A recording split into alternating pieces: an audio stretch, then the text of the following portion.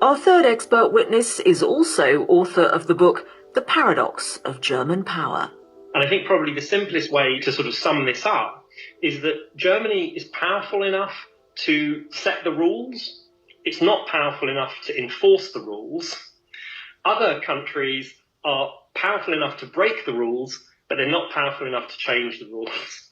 And so you have this kind of dysfunctional situation that's played out in both the Euro crisis and the refugee crisis. And I think that's still the situation that Europe's in now. It's kind of a paralysis.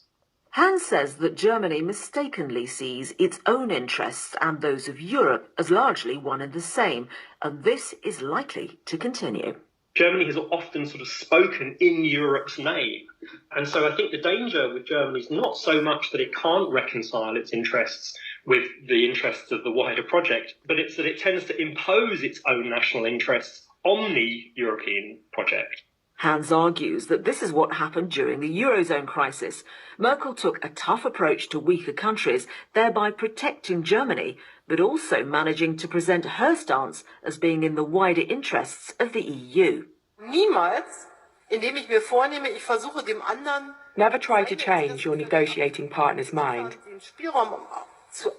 but find and exploit the wriggle room within their thinking. Merkel showed considerable, perhaps Germans worry, irreplaceable skill in navigating a difficult line.